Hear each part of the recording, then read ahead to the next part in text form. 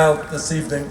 What a fantastic crowd. This is the first crowd we've ever had where people were in a parking facility.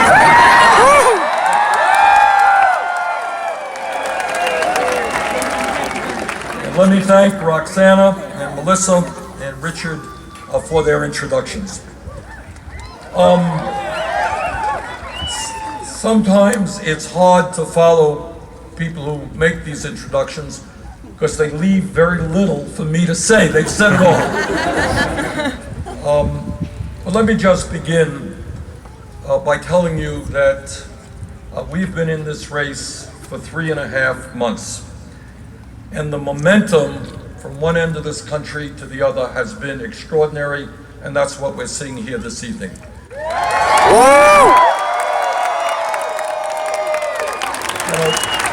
When we began this campaign all of 3.5 months ago, a lot of the media pundits were saying, yeah, he's a nice guy, it's interesting, but who really is going to support the idea of a political revolution?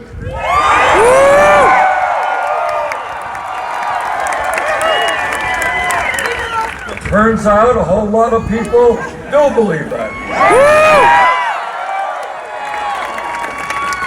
And we have had not only the largest turnouts of any campaign in Iowa and New Hampshire. We just came back from Iowa the other day.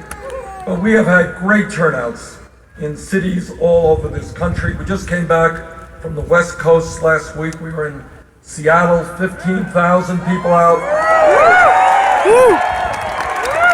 We were in Portland, Oregon, 28,000 people out. Yeah! We were in Los Angeles, 27,000 people out. And we've had just a beautiful turnout here tonight. But it is not just turnouts which speak to the enthusiasm of a campaign. We are running against candidates who will receive a bulk of their money from super PACs funded by millionaires and billionaires. Well, what I have said from day one, I don't believe in the billionaire agenda. I don't believe in the corporate agenda.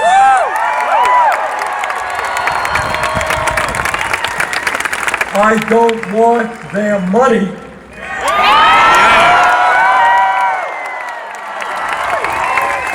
So what we have done, instead of hustling money from billionaires, we have asked working families all over this country to contribute. And as of today, we have more individual contributors than any other campaign, almost 400,000.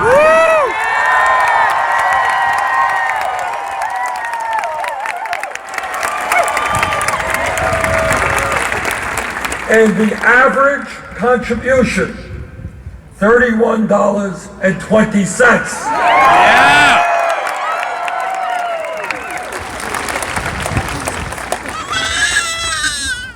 This campaign is on the move. This campaign is going to end up in victory.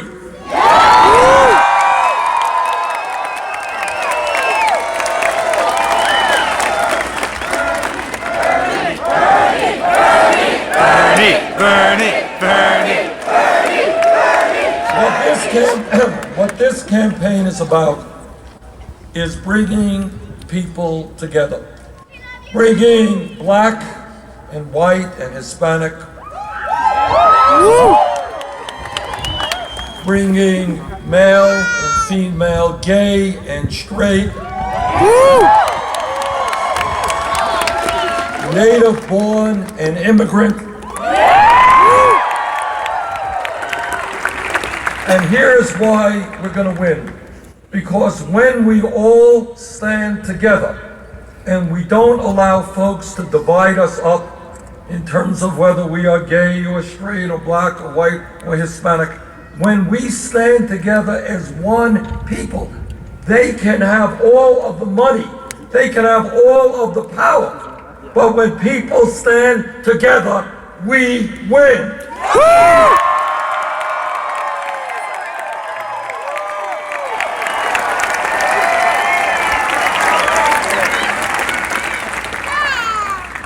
I am often asked by media and say, well, why is there such enthusiasm for the campaign? Why are people so excited? And I think the answer is pretty simple. And that is that the American people are sick and tired with establishment politics. Yeah. They are sick and tired with establishment economics. Yeah. And they are sick and tired with establishment media. People of America fully understand that corporate greed is destroying our economy, and that it is not acceptable that almost all of the new income and all of the new wealth go to the top 1%. That's wrong. The American people understand that our politics today is dominated by big money, by millionaires and billionaires who are determining who our new senators and congressmen will be. They are buying politicians, and the American people say that is not what democracy is supposed to be about.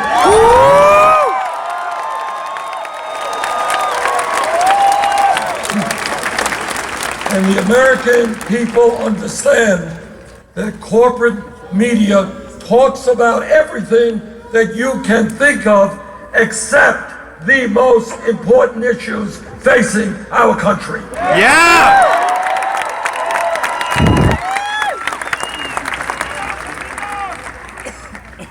And let me tell you how our campaign differs from other campaigns.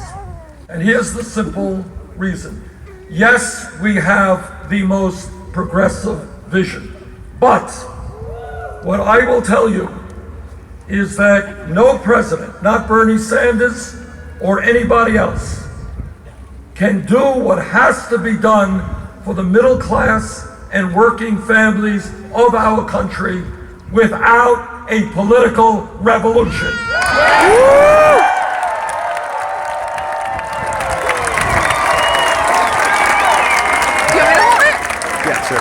And here is the truth, and it's the truth that no other candidate will tell you.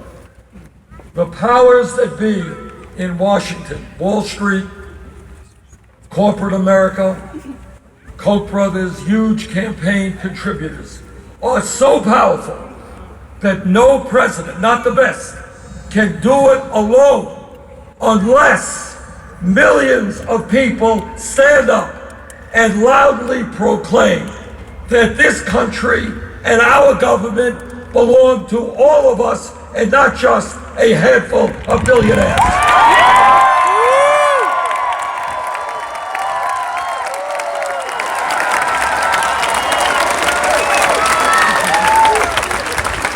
So I am asking your help to elect me as president, but I'm asking more than that. I'm asking for your help during the campaign, but I am asking your help from the day after the campaign as well.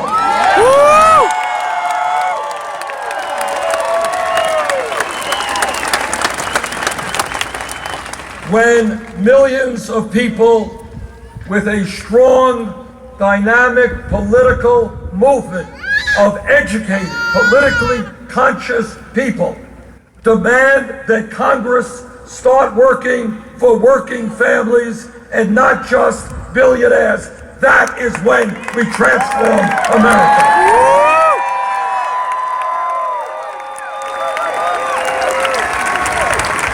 So that is the simple truth.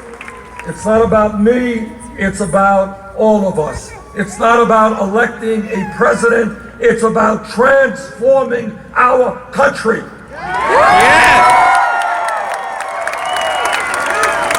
And I can't do it alone. I'll do my role, but you have got to do your role. When you talk to your friends and they say, oh, politics, it's all crap, it's not important. You ask them why it is that the Koch brothers are going to spend $900 million on this campaign cycle if politics are not important. You ask them whether or not it's important that they have a decent job when they leave school. That's political. You ask them whether or not the climate, the planet that we leave to our kids is habitable or not. That's politics. Yeah.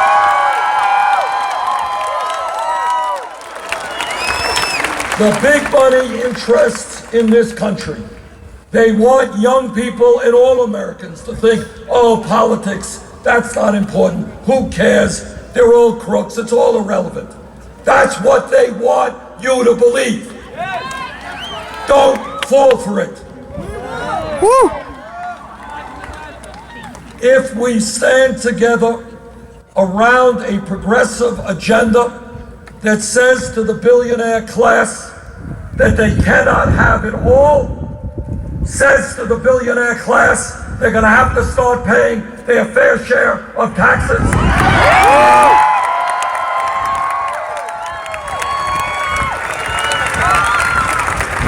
Says to the billionaire class that their greed is destroying this country.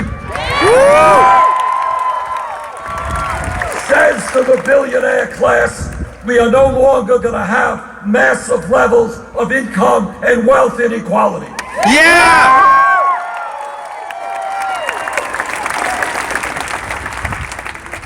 Now, when we talk about the major issues facing this country, one of the fun things about running for president is that you can raise issues that the establishment would prefer not to have discussed.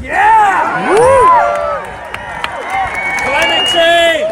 And I'm going to talk about some of those issues this evening. I'm going to start off with one that has to be put squarely on the table.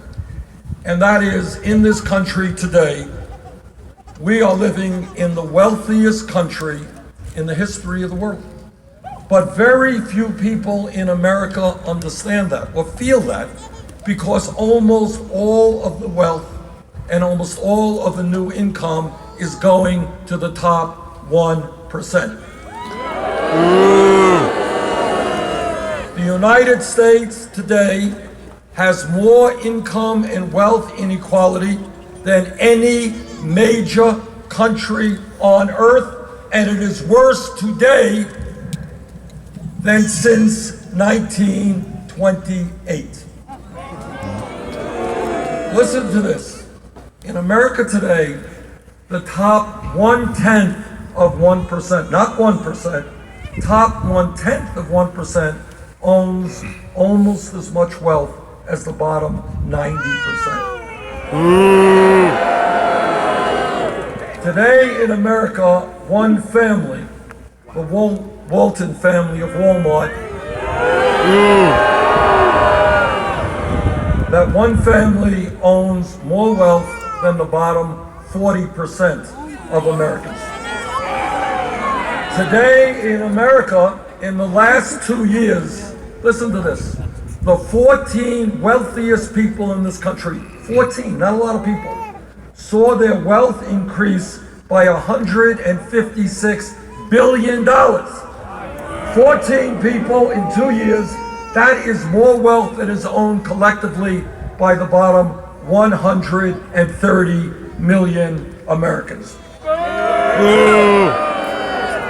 Today in America, 58% of all new income is going to the top 1%. This grotesque level, and we have to appreciate it for what it is.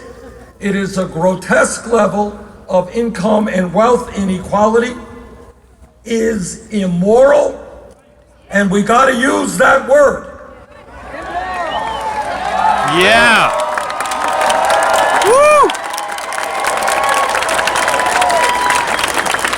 is immoral for millions of people to be working longer hours and lower wages, and almost all of the new income and wealth goes to the people on top. It is immoral that when so few have so much, the United States today has by far the highest rate of childhood poverty of any major country on earth.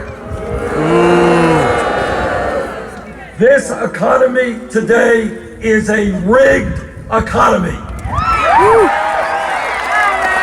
The very rich get richer, everybody else gets poorer, and you and I are going to change that.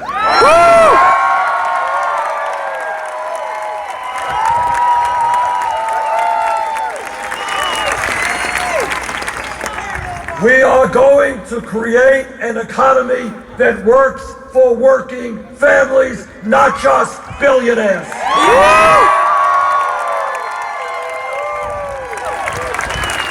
This campaign is sending a message to the billionaire class, and that message is, you cannot have it all.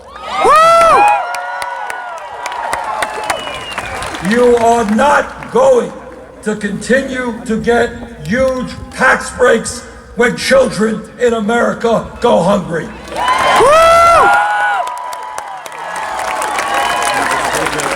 You are not going to continue to send our jobs to China and other low-wage countries when millions of Americans are in desperate need of jobs. You are not going to stash your billions in profits in the Cayman Islands and other tax havens. You are going to start paying your fair share of taxes.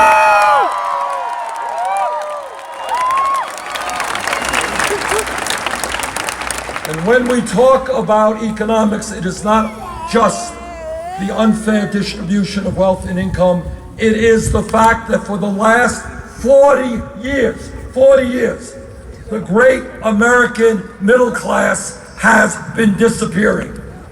In my state of Vermont, and I know in Nevada, there are people who are working not just one job.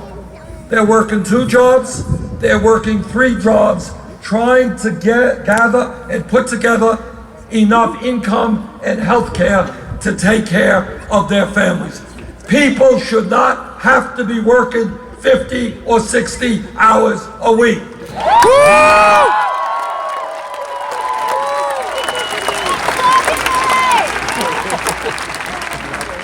We need an economy that is based on principles that says if you work 40 hours a week, you're going to live with dignity.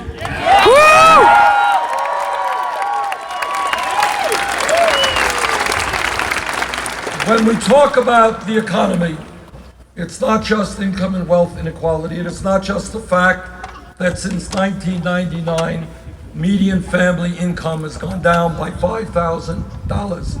It is also the fact that real unemployment in America is over 10%, including those people who have given up looking for work and those millions of people who are working part-time when they want to work full-time. That's a fact. And let me tell you something else that is not talked about.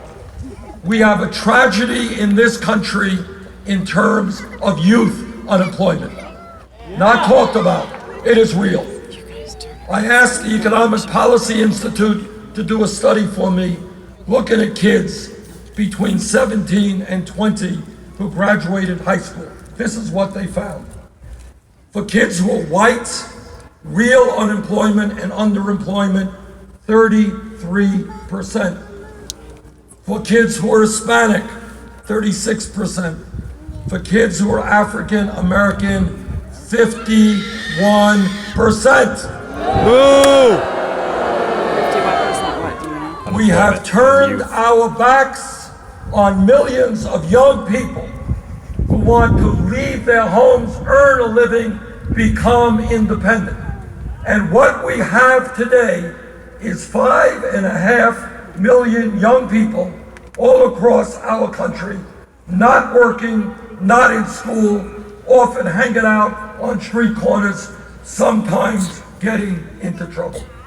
Brothers and sisters, one of the great scandals of our country today is that we have more people in jail than any other country. More people. China is an authoritarian communist country 3-4 times our size. We have more people in jail than China does.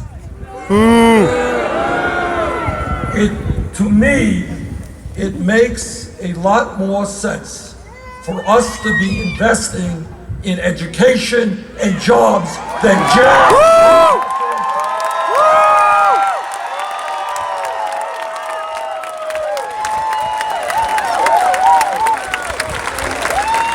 Together, we are going to end this absurdity of America having more people in jail than any other country. And what we are going to move towards is a nation not with more people in jail, but with the best educated population on earth.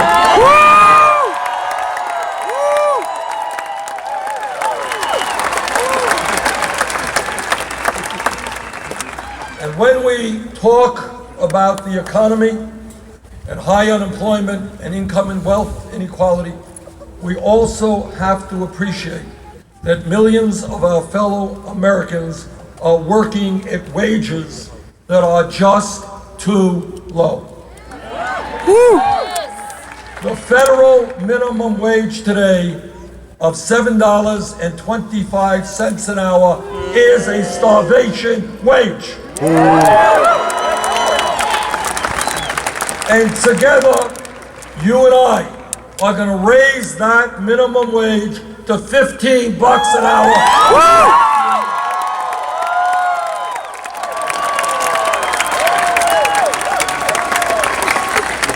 Too many people are working long hours, and at the end of the week, in order to feed their families, they have to go to the emergency food shelf. That is not what this country is supposed to be about.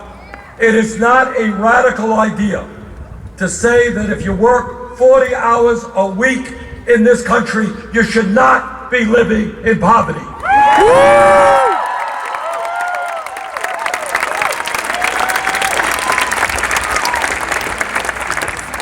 And when we talk about decent wages, I hope every man here tonight will stand with women and fight for pay equity for everyone.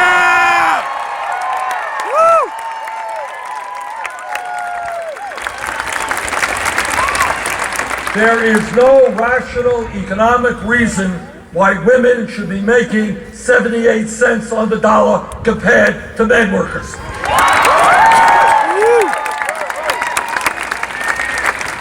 When we provide for pay equity, women who are trying to raise their kids will be able to raise those kids with dignity and security rather than is the case today.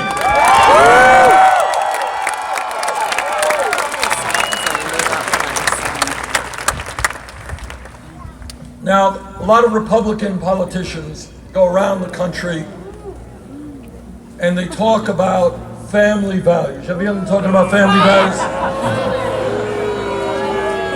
And this is what they mean by family values.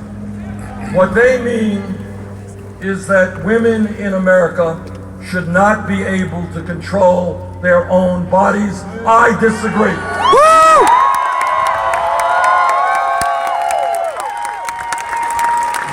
What they mean by family values is that women are not smart enough to be able to buy the contraceptives they need. I disagree.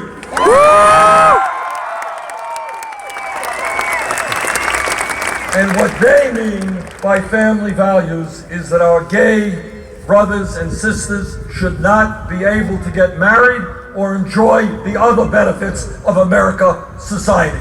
I disagree.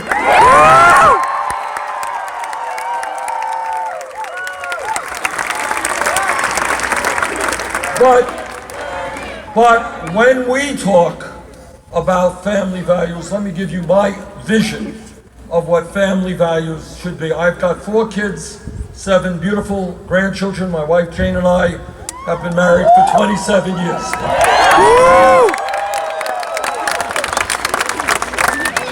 We believe in family, as I know all of you do, and we believe in strengthening families. And my family values tell me that the United States has got to end the international embarrassment of being the only major country on earth that does not provide for working families paid family and medical leave.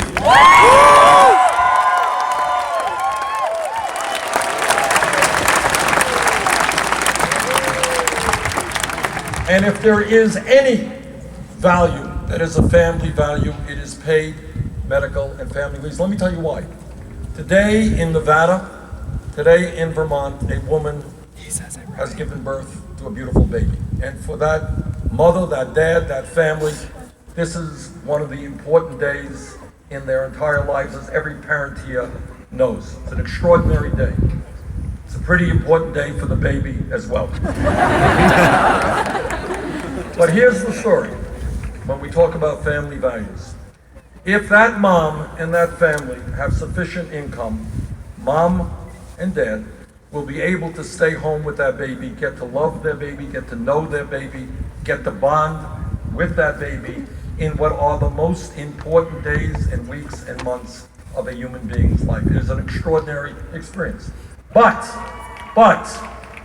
if that mom is low income or working class, if that mom does not have sufficient income, she will have to go back to work and be separated from her baby in 5 days, 8 days, 10 days. That is not a family value.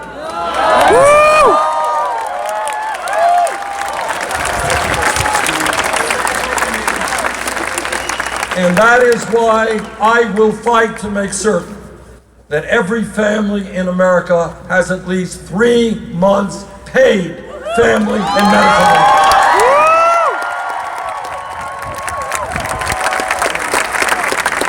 And furthermore, we have got to end the absurdity of once again being the only major country on earth that doesn't provide paid sick leave to our workers and paid vacation time as well.